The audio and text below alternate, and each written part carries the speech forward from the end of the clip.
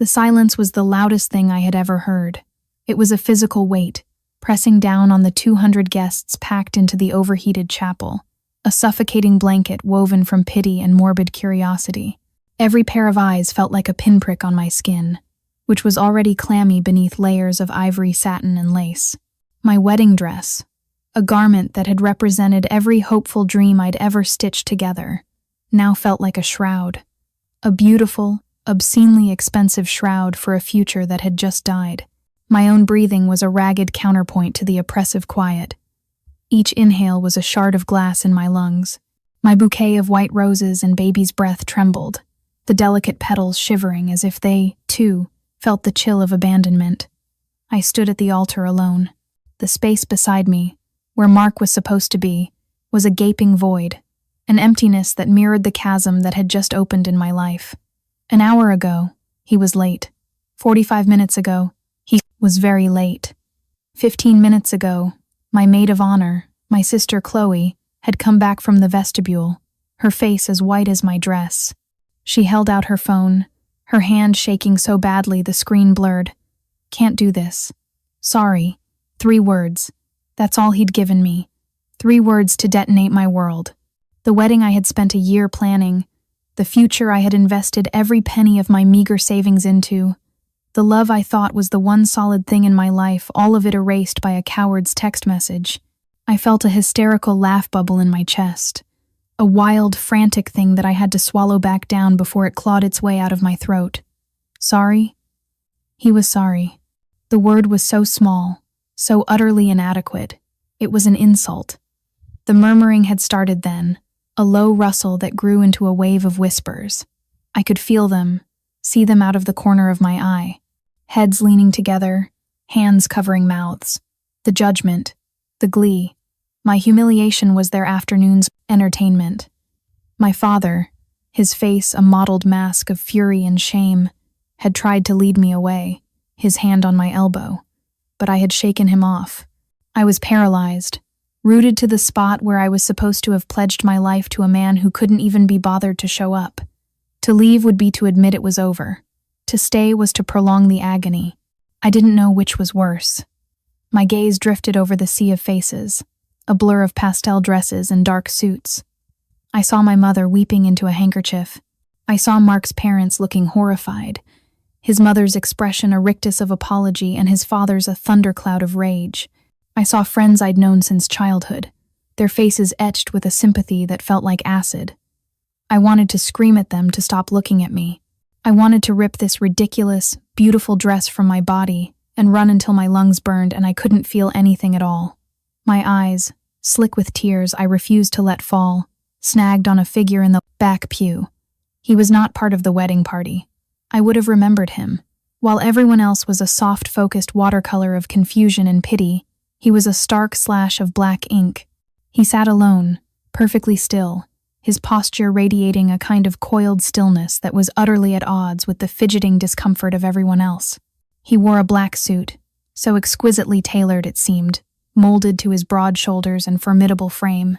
It was a suit that cost more than my entire wedding, more than my car, probably more than the down payment on the house Mark and I were supposed to buy. He wasn't looking at the empty space beside me. He wasn't looking at my weeping family. He was looking directly at me. His eyes, even from this distance, were piercing, a dark, unreadable intensity that cut through the haze of my despair. There was no pity in his gaze, no curiosity. It was something else entirely. It was assessment. It was focus. A gaze like a magnet, and I was a shard of iron, unable to look away. He had a strong, severe face, all sharp angles and uncompromising lines. A shadow of dark stubble dusted a jaw that looked like it was carved from granite. He was handsome, but not in a friendly, approachable way. He was handsome in the way a panther is handsome, all sleek power and predatory grace. Who was he? A guest of Mark's I'd never met? A business associate? It didn't matter. His unwavering attention was a strange anchor in the swirling vortex of my public disgrace. It was as if he was the only other real person in the room, and everyone else was just a ghost. The silence finally broke when the officiant, a kind-faced man who looked deeply uncomfortable, cleared his throat. "Perhaps," Perhaps we should. He trailed off, unsure how to end a ceremony that had never begun. That's when I broke. The last thread of my composure snapped. I couldn't be here. Not for one more second. I turned, my satin train whispering over the marble floor like a sigh of defeat, and I fled. I didn't run.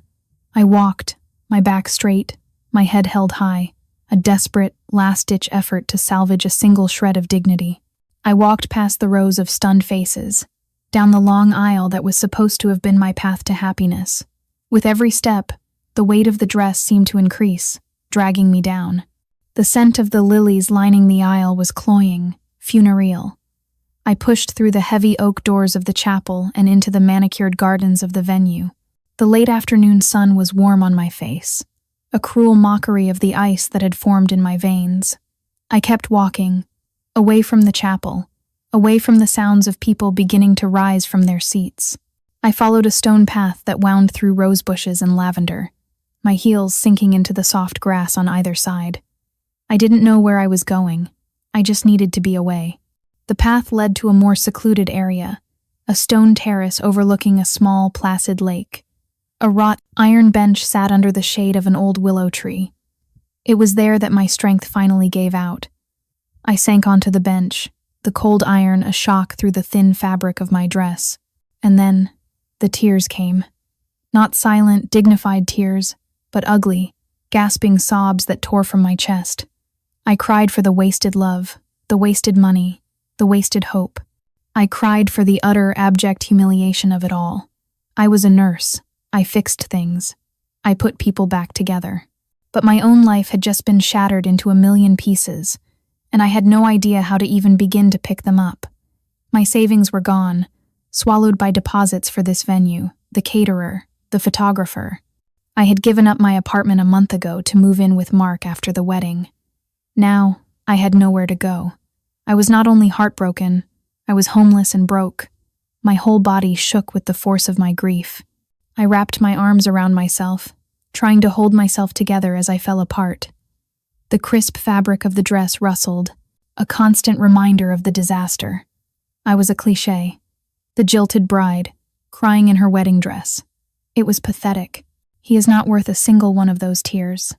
The voice was deep, a low rumble like distant thunder. It was smooth, yet had a rough, gravelly edge to it, like aged whiskey. It was the voice of the man from the back of the chapel. I flinched, my head snapping up. He stood a few feet away, partially obscured by the drooping branches of the willow tree. He had moved with impossible silence. One moment I was alone in my misery, the next he was just there. Up close, he was even more intimidating. He was tall, well over 6 feet, and the black suit did nothing to hide the powerful physique beneath it. His dark hair was thick and slightly unkempt, as if he'd run his hands through it in frustration. His eyes, a shade of dark, stormy gray, were fixed on me with that same unnerving intensity. I swiped at my tear-streaked face with the back of my hand, smearing mascara. "Who are you?" My voice was a croak, raw from crying. "My name is Damien Blackwood." He said it not as an introduction, but as a statement of fact. I was here for a meeting. The location was chosen for its discretion. His gaze flickered briefly towards a private dining room in a separate wing of the estate, and I had the sudden, certain feeling that his meeting had nothing to do with weddings. "Are you a friend of Mark's?" I asked, though I already knew the answer. Mark didn't have friends like this. Mark's friends were loud, beer-drinking men who told bad jokes. This man looked like he ate men like Mark for breakfast. "No," he said, the word clipped and final. "I do not associate with cowards." He took a step closer, and I instinctively shrank back on the bench. He stopped, holding up a hand as if to show he meant no harm, though every line of his body screamed danger. "I overheard your sister," he said, his voice softening, fractionally though it lost none of its authority. And I saw his message.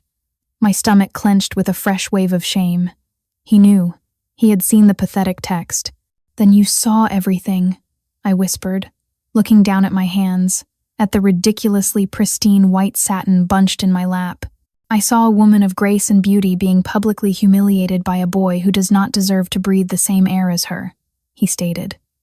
There was no compliment in his tone, no flirtation. He was simply cataloging facts as he saw them. He looked from my face, down the length of the dress, and then back to my eyes. A muscle worked in his jaw. What he did is unacceptable. Unacceptable doesn't quite cover it, I said, a bitter laugh escaping me. It's catastrophic. I gestured vaguely around me. This was everything. Every last cent. I have nothing. I don't even have a place to live. The confession spilled out of me, a product of shock and utter despair. I was telling my deepest fears to a complete stranger. He listened, his expression unchanging, but a new light entered his eyes, a flicker of something hard and decisive. He pulled a sleek black phone from his inside jacket pocket, his movements economical and precise. He tapped the screen once, then held it to his ear. He never took his eyes off me. "Julian," he said into the phone. The name was a command. "Bring the cars to the West Garden entrance. All of them. Now." He didn't wait for a reply, just ended the call and slipped the phone away. All of them? What did that even mean? "What are you doing?" I asked, a new kind of fear, sharp and cold, beginning to pierce through the fog of my grief. This was not normal. None of this was normal. "I am correcting an imbalance," he said simply. His gaze was so intense it felt like a physical touch, pinning me in place.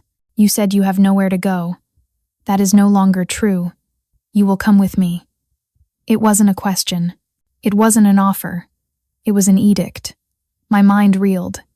A strange man, a powerful, dangerous man, was telling me to come with him.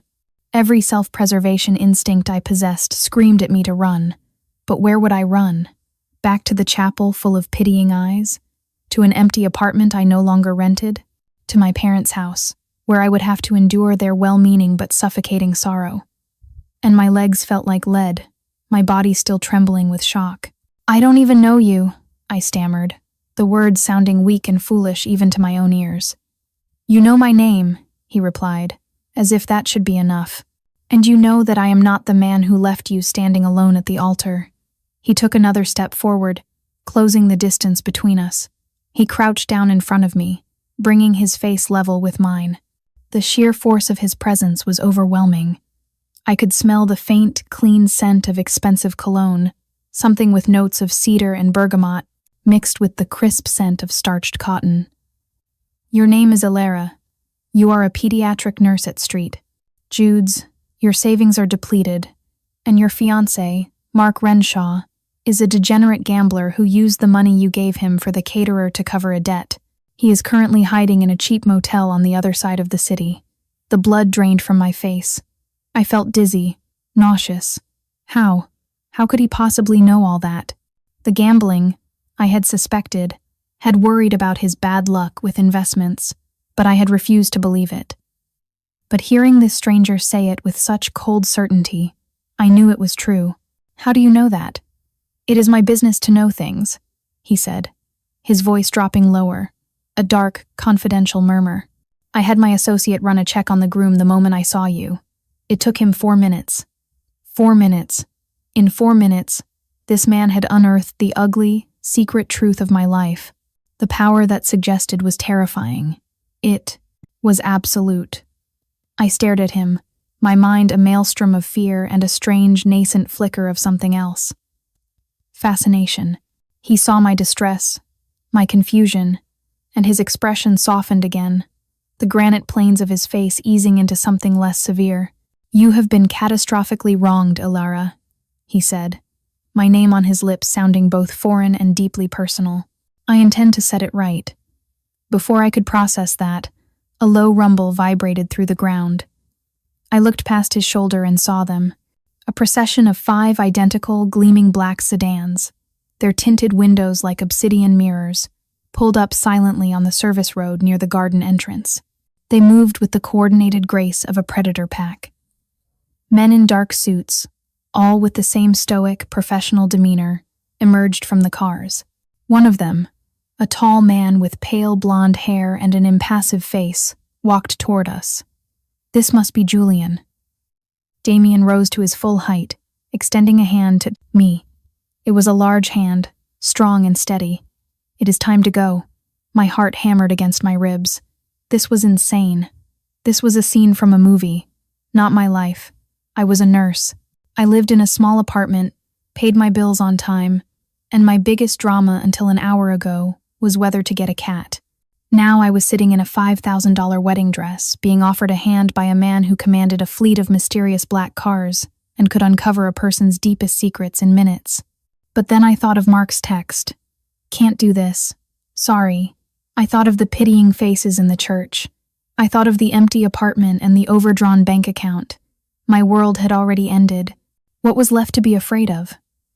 My choices were to sit here and drown in my own misery, or to take the hand of the handsome, terrifying stranger who was offering...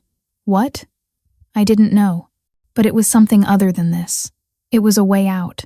His gray eyes held mine, and in their depths I saw not a threat, but a promise of action, a promise of strength. As my family and friends began to spill from the chapel doors, their voices a confused murmur in the distance, I made a decision.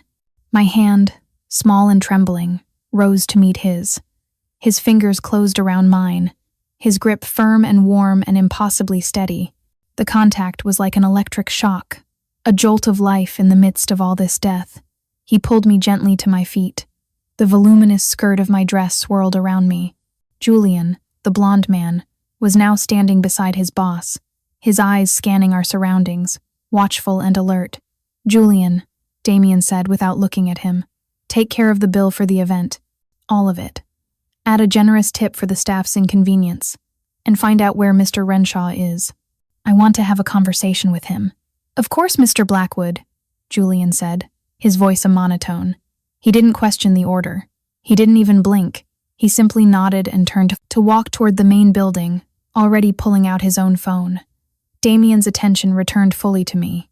He still held my hand. "Let's go." He led me toward the lead car, his hand a firm, proprietary weight at the small of my back. The other men stood like statues, their gazes fixed forward. One of them opened the rear door of the sedan. The interior was a cavern of plush, black leather and polished wood, smelling faintly of the same expensive cologne Damien wore. It was another world, a world of power and wealth I couldn't even begin to comprehend. As I ducked my head to get inside, careful not to crush the intricate beading on my bodice, I glanced back one last time. I could see the wedding guests gathered on the lawn, pointing, staring. My father was shouting my name, his voice thin and panicked. Chloe was running toward me, her bridesmaid dress a slash of lavender against the green grass. For a moment, I hesitated. This was my life, my family. I was about to step into a car with a man I didn't know and drive away to a place I'd never been. Damien must have sensed my hesitation. He leaned in close, his voice a low, compelling murmur meant only for me. "They can't help you, Alara. They can only watch you suffer. I can make the suffering stop." He was right. They loved me, but they were as helpless as I was. Their sympathy was a balm that couldn't heal the wound. This man, this stranger, was offering surgery. Radical, terrifying surgery. I looked from my sister's desperate face back to Damien's unyielding one. I took a deep breath, the scent of leather and power filling my lungs, and slid onto the seat. He followed, settling beside me with an easy grace that belied his size. The door closed with a soft, solid thud, sealing us inside. The world outside went silent.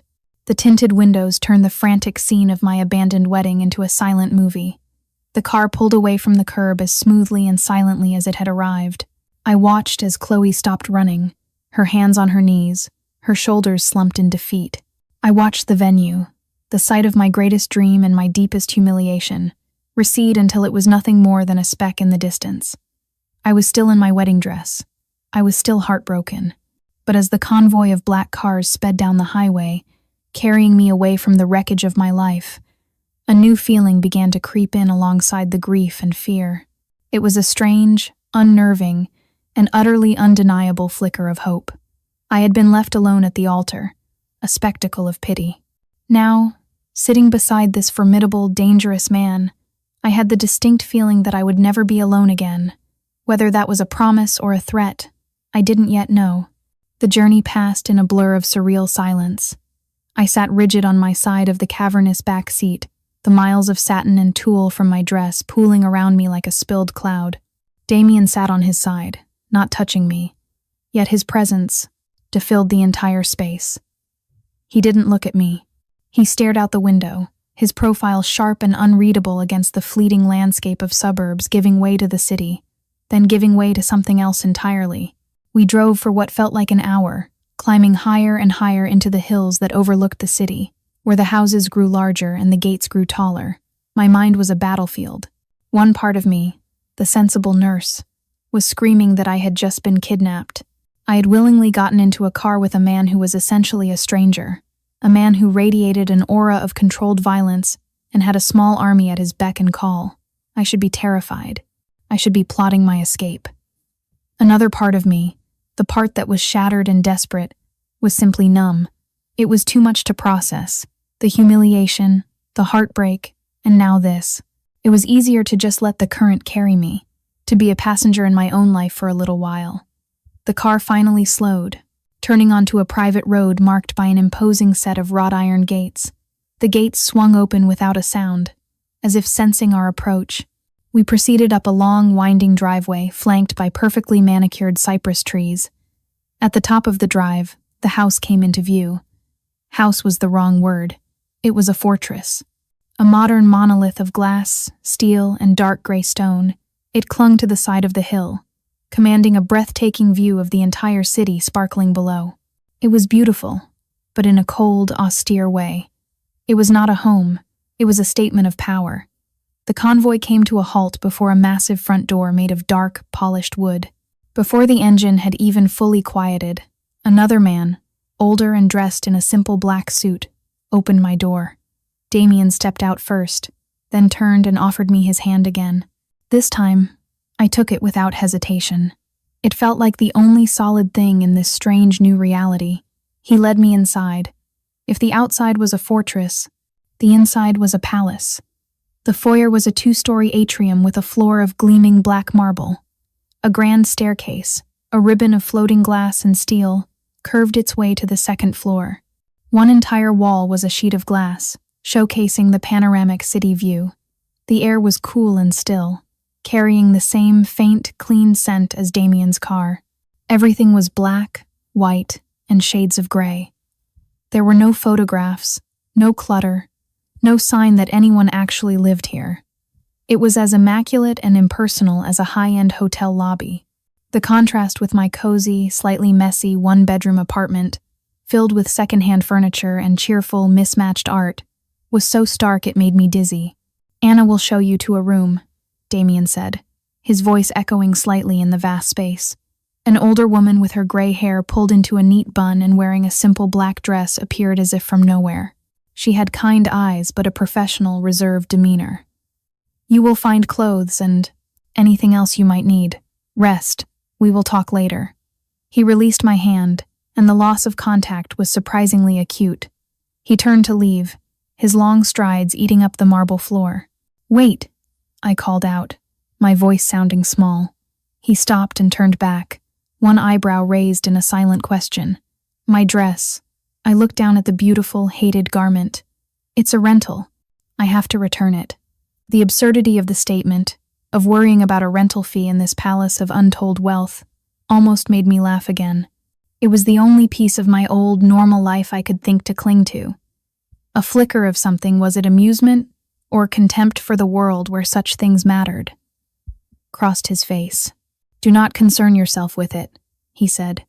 "I have already purchased it from the bridal shop, along with their entire inventory. Consider it a small compensation for their part in your day." I stared at him, dumbfounded. He bought the dress? He bought the whole shop? Why? Just because he could? The sheer casual extravagance of it was staggering. It was a display of power so absolute it bordered on the absurd. Before I could form a response, he turned and disappeared down a long hallway. "This way, miss," Anna said, her voice soft. I followed her, my satin train whispering behind me, a ghost in this stark, modern mausoleum. She led me up the floating staircase and down a wide, silent hall. She opened a door and gestured for me to enter. The room was larger than my entire old apartment. Like the rest of the house, it was decorated in cool shades of gray and white, but it was softened by plush rugs and thick, creamy curtains. One wall was again made of glass, with a door leading out to a private balcony that overlooked the city. A king-sized bed, piled high with pillows, looked impossibly inviting. On the bed, laid out with care, were clothes, soft-looking gray sweatpants, a simple white t-shirt, and a cashmere sweater. On a chair nearby sat a collection of shopping bags from brands I had only ever seen in magazines. "There is a bathroom through that door," Anna said, pointing. "You will find toiletries. If you require anything at all, please use the intercom by the bed. Dinner will be brought to you in 1 hour." She gave me a small, sympathetic smile, the first genuine crack in her professional facade. "He is a good man, miss, despite how things may seem." Then she quietly closed the door, leaving me alone. I stood in the center of the room, feeling like an actress who had wandered onto the wrong set. The silence pressed in on me again, but it was different from the silence in the chapel. This was a peaceful quiet, a sanctuary. Slowly, I began to move. I walked to the glass door and stepped out onto the balcony. The air was cool and crisp. The city below was a river of glittering lights, a breathtaking, impersonal beauty. It felt 1,000,000 miles away. My old life felt 1,000,000 miles away. Returning to the room, I finally began the process of peeling off the wedding dress. My fingers fumbled with the long row of tiny, pearl-like buttons that ran down the back. It was a 2-person job, designed to be done by a mother or a sister, full of happy anticipation. Doing it alone, my fingers clumsy with exhaustion and grief, felt like another small, cruel irony. After a struggle, I finally managed to undo them. The heavy dress slithered to the floor, pooling around my feet in a circle of white silk and broken dreams. I stepped out of it and kicked it away, into a corner. I never wanted to see it again. The hot water of the shower was a balm, washing away the grime of the day, the scent of funeral lilies, and the lingering feel of hundreds of pitying eyes on my skin. The bathroom was a study in luxury, with a rainfall, shower head, heated marble floors, and towels so thick and soft they felt like fur. I found everything I could possibly need, from expensive French shampoo to a brand new toothbrush.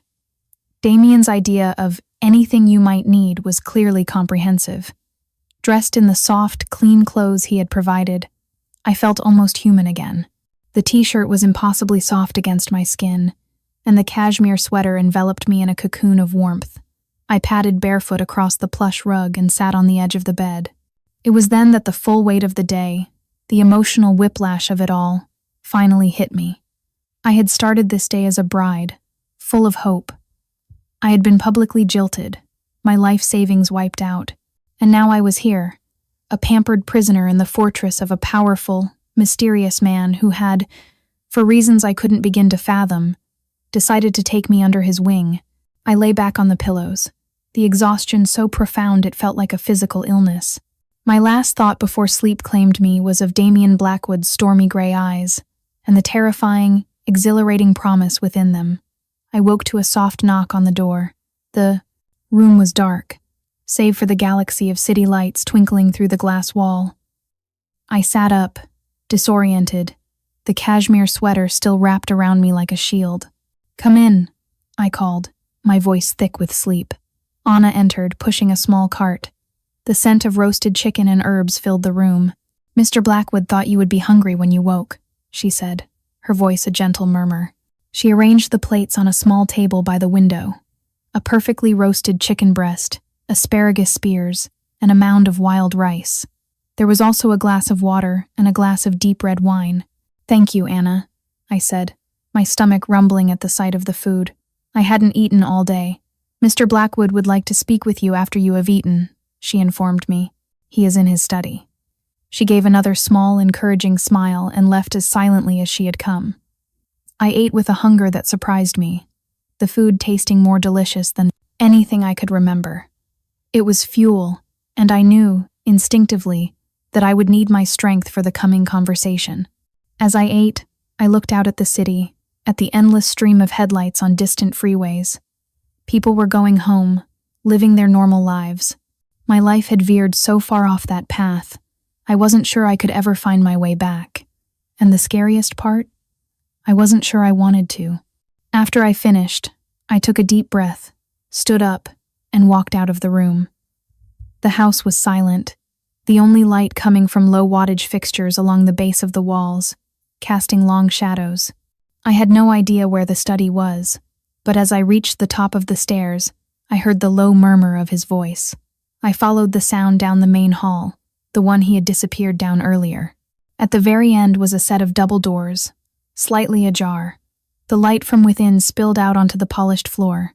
I pushed the door open and stepped inside. The study was as grand and imposing as the rest of the house, but it felt more personal. The walls were lined with floor-to-ceiling bookshelves filled with leather-bound volumes. A large, modern desk of dark wood and chrome dominated the center of the room. Behind it, another glass wall offered the same stunning view as my room. Damien stood in front of the window, his back to me, a glass of amber liquid in his hand. He was on the phone, but his conversation was ending. "Make sure he understands the terms," Damien said, his voice low and cold. "He will transfer the full amount he owes to her account by morning. Then he will disappear. If I hear his name mentioned in the same city as her ever again, the consequences will be permanent. Is that clear?" There was a pause. Good. He ended the call and set the phone down on his desk with a quiet click. He knew I was there. He had known the moment I stepped into the room. He turned around slowly, his face half in shadow, half in the cool light from the city. My heart began to pound a slow, heavy rhythm against my ribs. He had been talking about Mark. There was no doubt.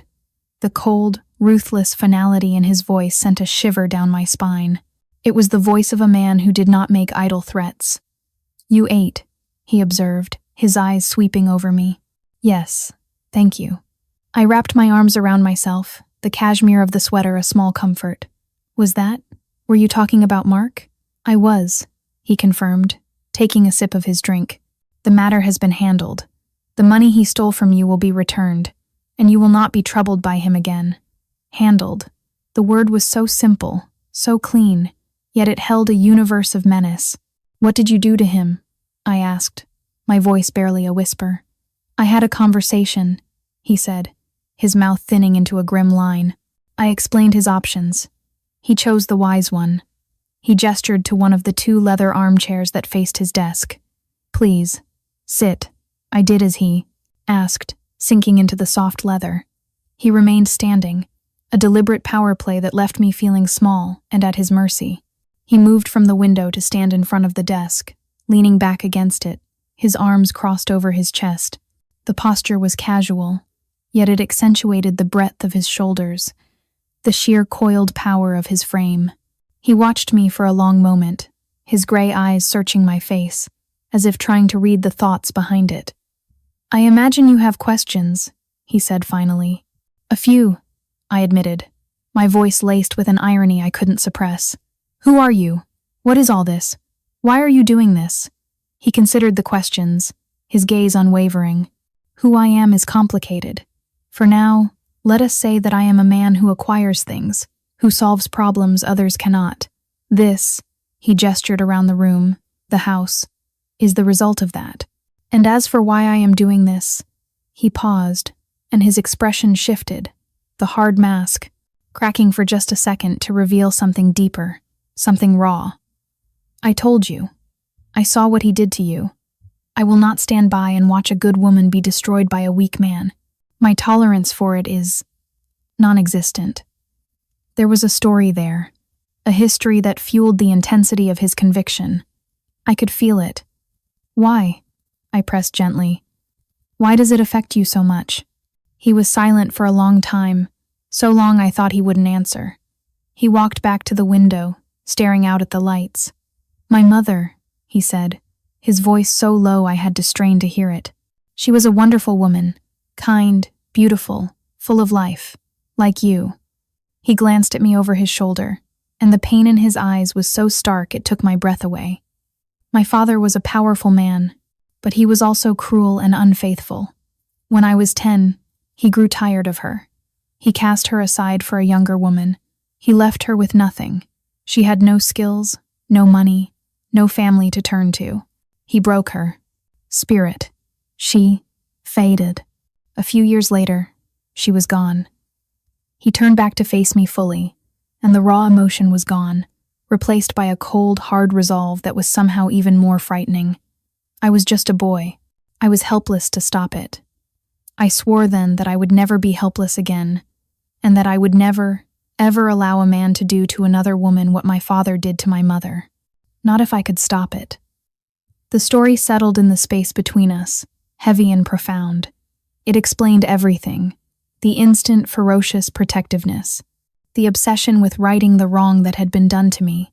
He wasn't just saving me. He was saving his mother, over and over again.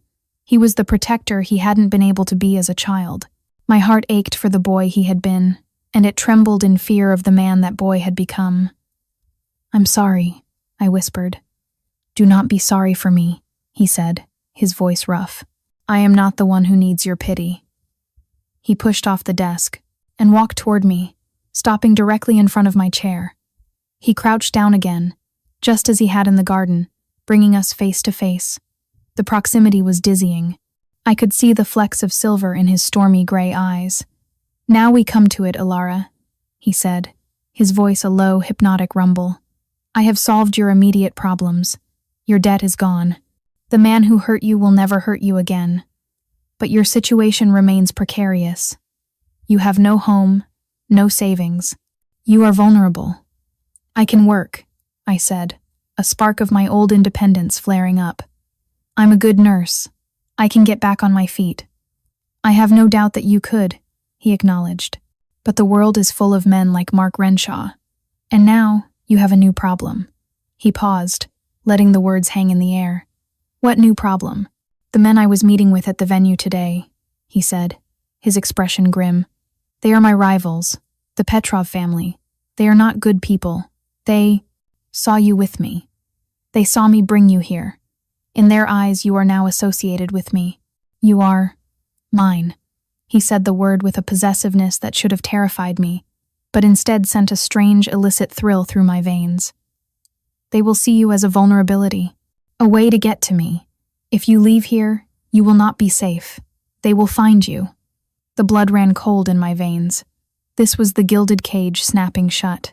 He wasn't just offering protection from my past. He was telling me I needed protection from his present. The fortress wasn't just to keep Mark out. It was to keep the Petrovs out. "So what are you saying?" I asked, my throat dry. "That I'm a prisoner here?" "You are my guest," he corrected, though the line between the two felt terrifyingly thin, "and my protection comes with conditions." "Conditions," I repeated numbly. "Yes." His gaze was searing, intense. "You will stay here, in this house, where I can keep you safe. You will want for nothing. Clothes, food, anything you desire, you will have it. Your financial security will be absolute. In return," he hesitated, his eyes searching mine. "In return, you will be mine, in every way that matters." The implication was staggering, shocking in its audacity. He was buying me. He was offering to solve all my problems, to wrap me in a cocoon of luxury and safety, and in exchange, I would belong to him. It was a devil's bargain, a transaction straight out of a dark fairy tale. My mind screamed at me to say no, to run, to choose freedom and poverty over this opulent captivity. But my heart was confused. This man, in the space of a few hours, had shown me more decisive action, more genuine concern, twisted though it was, than Mark had in years. He had looked at my brokenness and, instead of running away, had stepped in to fix it. He was dangerous, yes. He was possessive and controlling, but he was also offering me something I hadn't had in a very long time: safety. A world without fear of unpaid bills, of a partner's lies, of being utterly, terrifyingly alone. He saw the conflict in my eyes. "I will not force you, Alara," he said, and I believed him. "You can walk out that door right now. I will have Julian drive you wherever you want to go. To your parents, to a hotel. The money will still be in your account. You can try to build your life again, but you will be looking over your shoulder for the rest of it. Or You can stay. Here. With me. He reached out, his fingers gently tracing the line of my jaw. His touch was electric, a spark that lit a fire deep in my belly. It was not the touch of a captor, but of a connoisseur, of a man who had found something precious and intended to cherish it. I know this is not the life you planned, he murmured, his thumb stroking my cheek. But the life you planned is over. This is what is being offered in its place. A new life, a safe one. I looked into his eyes, into the stormy gray depths that held so much pain and so much power. I thought of the chapel, of the whispers, of the cold dread of having everything pulled out from under me, and I thought of the way he had stood up for me, a stranger in the back of the church, a dark night in a world of pale cowards. This was madness, utter, complete madness, but it was a madness that felt more real, more solid, than anything else in my life right now. I had been given a choice between a dangerous freedom and a safe captivity. But looking at him, at the raw honesty in his gaze, I wondered if it was captivity at all, or if it was something else entirely. Slowly, deliberately, I leaned into his touch. A small, almost imperceptible movement, but he felt it. A flare of triumph, of dark satisfaction lit his eyes. I had not said a word, but I had given him my answer. Good, he whispered, his voice a husky promise. He leaned in, and for a heart-stopping moment, I thought he was going to kiss me. But he stopped, his lips hovering just inches from mine. Rest now, we have time.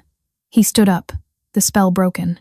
The moment of intimacy was over, replaced once again by the cool authority of the master of the house. Anna will show you to your permanent room tomorrow. It has a better view. He turned and walked back behind his desk, picking up a file, his attention already shifting to business. Good night, Alara. I stood on trembling legs and walked out of the study, my mind reeling. I hadn't been forced. I had chosen. I had walked into the lion's den, and instead of being devoured, I had been offered the throne beside him. As I walked back down the silent, shadowed hall, I knew my life would never be the same.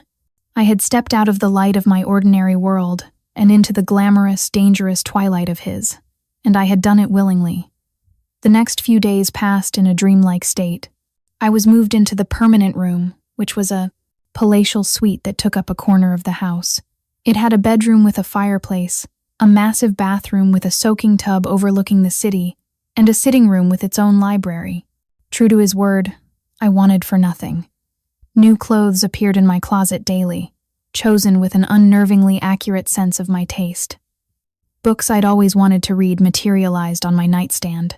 Meals were gourmet creations served whenever I felt hungry. It was a life of impossible luxury, a gilded cage so comfortable it was easy to forget the bars. But they were there. I was not allowed to leave the property. The gates at the end of the driveway remained closed. The men in dark suits patrolled the perimeter, a constant, silent reminder of my confinement. Damien was a phantom presence. He was busy, consumed by whatever dark business his empire ran on. I would see him in the morning, where we would have breakfast together on a terrace overlooking the city. He was a surprisingly considerate companion, asking about my sleep, about what I might like to do with my day within the confines of the estate, of course. Then he would disappear into his study or leave in his convoy of black cars, not returning until late at night. I spent my days exploring the house and grounds. There was a library that rivaled a small city's, an indoor pool, a state-of-the-art gym, and gardens that were a masterpiece of landscape art. It was a lonely existence. The staff, from Anna to the silent guards, were respectful but distant. They treated me with a deference that made me uncomfortable, as if I were a piece of precious art Damien had acquired. In their eyes, I was already his. One afternoon, I found him in the gym. I had gone there seeking a physical outlet for my anxiety, and found him working a heavy bag, his movements fluid and brutal. He was stripped to the waist, his torso slick with sweat. His body was a roadmap of scars, old and new, that crisscrossed a landscape of hard muscle. They were a testament to the violent life he lived, a life he had now dragged me into. He didn't notice me at first, his focus absolute as his fists slammed into the bag with controlled fury. The sound echoed in the cavernous room.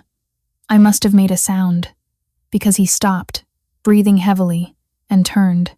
His gray eyes, dark with exertion, found me standing in the doorway.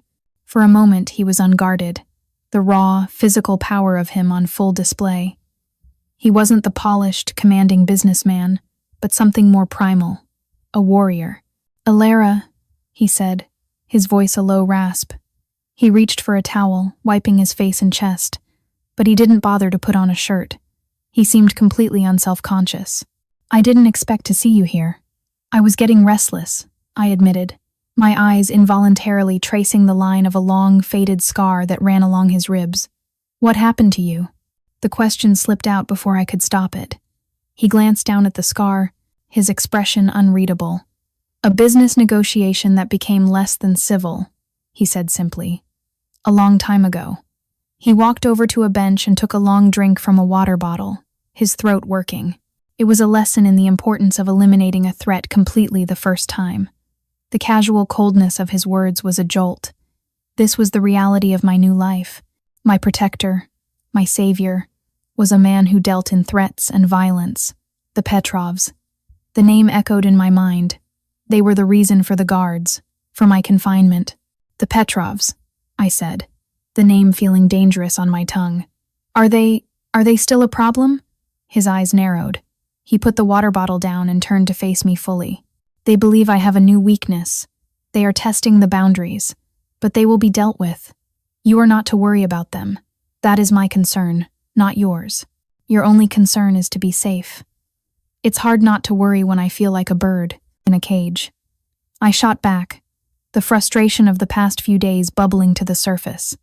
He closed the distance between us in 2 long strides. He was so close I could feel the heat radiating from his skin.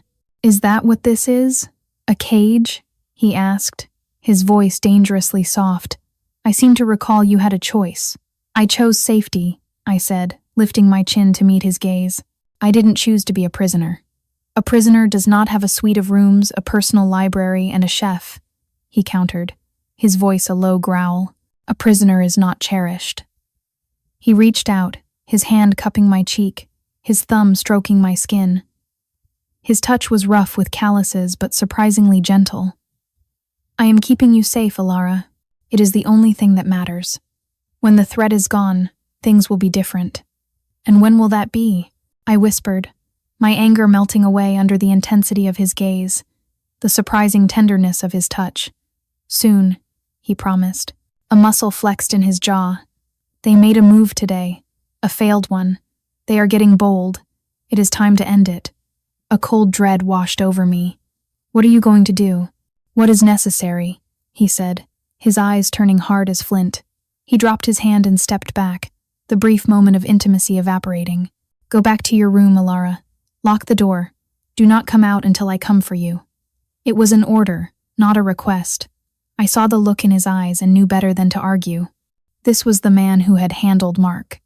Now he was going to handle the Petrovs.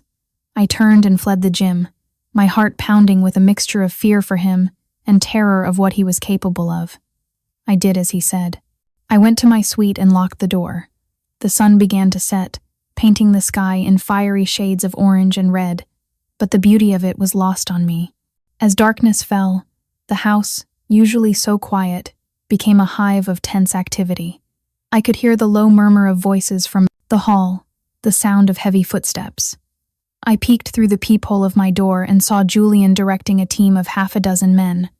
They were all dressed in black tactical gear, their faces grim and set. They were carrying weapons, not handguns but rifles. My blood ran cold. This was not a business negotiation. This was war. Damien appeared in the hall, now dressed in the same black tactical gear as his men, a dark vest strapped over his chest. He looked like a general commanding his army. He gave a series of low, clipped orders that I couldn't make out. The men nodded and moved out, their footsteps silent on the thick carpets. Soon, the house was quiet again, eerily quiet. He was gone. He had gone to face the Petrovs, to end the threat. For me, the thought was both terrifying and strangely, powerfully moving. No one had ever fought for me before. Not like this. The hours that followed were the longest of my life. I paced the floor of my suite, too agitated to sit. I couldn't read. I couldn't watch TV. I could only wait and listen to the suffocating silence, my imagination running wild with horrific possibilities. What if he didn't come back? What if he was hurt? What would happen to me then? Would the Petrovs come for me? For the first time, I realized how utterly dependent I was on him. My safety, my very life, was in his hands. The gilded cage had become my only sanctuary, and he was its only guard. Sometime after midnight, I heard a sound, a car on the driveway, then another. I rushed to the peephole again. It was Damien's convoy, returning. My knees went weak with relief. He was back. I waited, my ear pressed to the door, listening for his footsteps. I heard voices, Julian's calm monotone and then Damien's deeper rumble. My door unlocked from the outside. The click of the mechanism was loud in the silent hall. The door swung open. Damien stood there. He was alive, but he was hurt. There was a dark, bloody gash on his forehead, and his left arm was in a makeshift sling, his shirt sleeve torn and stained with blood. His face was grim, etched with exhaustion, but his eyes, when they met mine, were blazing with triumph. "It's over," he said, his voice raw. "The threat is neutralized. You are safe." I didn't think, I just moved. I rushed forward and threw my arms around his neck, burying my face in his shoulder. I breathed in the scent of him cologne, sweat, and the sharp, metallic tang of blood. He grunted in pain as I jostled his injured arm, but then his good arm came around me, holding me tight against his hard body. He held me as if he would never let go. "You're hurt," I whispered into his chest, my voice muffled. "It is nothing," he murmured, but I could feel the tension in his body. I pulled back, my nurse's instincts taking over. "Let me see." I gently took his face in my hands, tilting it to the light to examine the cut on his forehead. It was deep, still oozing blood. "You need stitches." I looked at his arm. "And this needs to be properly cleaned and set. Julian will call my doctor," he started to say, but I cut him off. "I'm a nurse," I said, my voice firm with a sense of purpose I hadn't felt in days. "I can do it. Where is your first aid kit?" He looked at me, a strange expression on his face. It was a mixture of surprise and something else, something softer. He had been my protector all this time, the strong one. Now, our roles were reversed. He was the one who was wounded, and I was the one who could heal. "In my bathroom," he said after a moment. "Julian has a full medical trauma kit." "Come on," I said, taking his good hand and leading him out of my suite and down the hall to his own, which was even larger and more masculine than mine. I guided him into the vast, black-marbled bathroom and sat him down on a bench. Julian appeared in the doorway with a large black case, which he set on the counter. He looked at Damien, then at me, a question in his eyes. "I've got this, Julian," I said. He nodded once, that same stoic acknowledgement, and disappeared, closing the door behind him. We were alone. The adrenaline of the night, the fear and the relief, coalesced into an intense, crackling energy in the room. I opened the kit. It was professional grade, filled with everything I could possibly need. I worked quickly and efficiently, my hands steady. I cleaned the gash on his forehead, my touch gentle. He sat perfectly still, his eyes never leaving my face. He didn't flinch when I applied the antiseptic. "This is going to need a few stitches," I said, pulling out a suture kit. "It will be better than a butterfly bandage. Less scarring." "I have many scars," he said, his voice a low rumble. "What is one more?" "This one is on your face," I replied softly. "Let me do this." He just nodded, his gaze unwavering. As I worked, my fingers brushing against his skin, the space between us grew smaller, the air thicker. I was intensely aware of him, of his bare skin under my hands, of the heat of his body, the strength of him even in injury. I put in 4 neat, precise stitches, my training taking over. Then I cleaned and bandaged his arm, which turned out to be a deep graze from a bullet, not a break. It was bad, but it could have been so much worse. When I was finished, I stood back to admire my work. "There," I said. "You'll live." I never doubted it, he said, his voice husky. He reached up with his good hand and caught my wrist, his grip gentle but firm. He tugged me closer, so I was standing between his knees. "Thank you, Alara. It's the least I could do," I whispered, my heart hammering. The professional distance of the nurse had vanished, and I was just a woman, standing intimately close to a man who had just risked his life for me. "You were worried," he stated. It wasn't a question. Of course I was worried, I admitted, my voice trembling slightly. I didn't know if you were coming back. "I will always come back to you," he said, his voice thick with an emotion I couldn't name. It was raw, possessive, and utterly sincere. He pulled me closer still, until our bodies were almost touching. He looked from my eyes to my lips and back again. The air crackled with unspoken words, with the tension that had been building between us since the moment we met. All the barriers were gone. The threat was gone. The roles of captor and captive, protector and protected, had blurred into something else entirely. He was no longer just the powerful man who had saved me. He was Damien, wounded and vulnerable, yet more formidable than ever. And I was no longer just the broken woman he had rescued. I was the one who had stitched him back together. "Alara," he breathed my name, a prayer and a plea, and then he kissed me. It was not a gentle kiss. It was a kiss of desperation and relief, of possession and surrender. It was the culmination of everything that had happened: the abandoned wedding, the terrifying rescue, the gilded cage, the violent confrontation. All of it poured into this one, searing moment. His lips were firm and demanding, and I responded with a hunger that shocked me, my hands coming up to tangle in his thick hair. His good arm wrapped around my waist, pulling me flush against him, and I melted into his strength, into his heat. This was the choice I had made in his study, a choice I hadn't fully understood until now. I had chosen him. This dangerous, complicated, wounded man. I had chosen this life, and in this moment, held tight in his arms, feeling the fierce, possessive beat of his heart against mine, I knew, with a certainty that shook me to my core, that I would make the same choice again. When he finally broke the kiss, we were both breathless. He rested his forehead against mine, his gray eyes dark and stormy with emotion. "You are mine, Alara," he whispered, a statement of absolute fact. "From the moment I saw you standing alone at that altar, you were mine." I didn't argue. I didn't protest. Because in the deepest, most honest part of my soul, I knew he was right. I had been his from that moment, too. I just hadn't known it yet. "Okay," I whispered back, a complete and total surrender. A slow smile spread across his face. It was the first real smile I had ever seen from him, and it transformed his harsh features into something breathtakingly handsome. It was a smile of pure, unadulterated victory.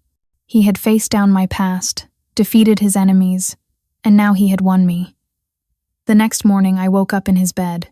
Sometime after the kiss, after the confessions whispered in the dark, he had led me to his room, and I had gone without a second thought. I woke up tangled in his arms, my head on his chest, the steady rhythm of his heartbeat a comforting drum beneath my ear. The sun was streaming through the vast window, bathing the room in golden light. For the first time since my world had fallen apart, I felt completely and utterly safe. He was already awake, watching me. His injured arm was propped on a pillow, but his good one held me securely against him. The gash on his forehead was a stark reminder of the violence of the previous night, but his eyes were clear and calm. "Good morning," he murmured, his voice a low rumble that vibrated through me. "Good morning," I replied, a shy smile touching my lips. It felt strange and new, waking up like this, with this man. It felt right. We lay there in comfortable silence for a while, watching the city wake up below us. The world outside the gates of his fortress continued on, oblivious to the private war that had been fought and won, oblivious to the new life that was beginning within its walls. "I have something for you," he said finally, his tone serious. He carefully untangled himself from me and reached over to the nightstand. He picked up a small velvet box. My breath caught in my throat. He turned back to me, his expression intense, and opened it. Inside, nestled on a bed of black velvet, was a ring. It was not a modern ring of ostentatious diamonds. It was a vintage piece, a large sapphire the color of a deep twilight sky, surrounded by a delicate halo of smaller, antique-cut diamonds on a platinum band. It was the most beautiful thing I had ever seen. "It was my mother's," he said, his voice thick with emotion. "It was the only thing of value she had left when my father threw her out. She gave it to me before she died. She told me to give it to the woman I would protect with my life." Tears welled in my eyes. This was not a casual gift. This was a legacy, a promise. It was everything. He took my left hand, his fingers gently tracing the faint tan line where my cheap engagement ring from Mark had been. "That man gave you a ring as a placeholder, a temporary claim.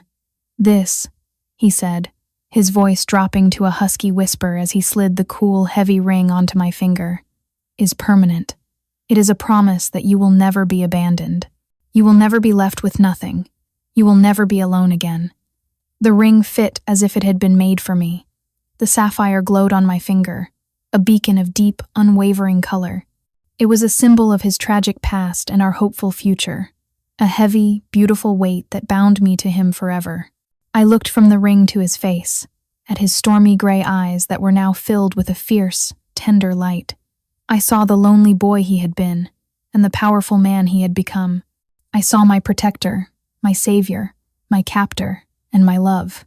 "Damien," I whispered, my voice choked with tears. I didn't have the words to express the maelstrom of emotions inside me. He seemed to understand. He leaned in and kissed me, a slow, deep kiss full of promises and a future I could never have imagined. It was a kiss that sealed the bargain, that cemented the new reality. My wedding day had started with me crying in a beautiful dress, my life in ruins. It had ended with me in the arms of a dangerous, magnificent stranger who had rebuilt my world on a foundation of power, protection, and a fierce, possessive love. I had lost a fiancé but gained a king. I had lost a life of mundane security and gained a kingdom. Looking up at Damien Blackwood, the man who had stood up in the wreckage of my life and refused to let me be alone, I knew my accidental encounter in the garden had not been an ending. It was the beginning of everything.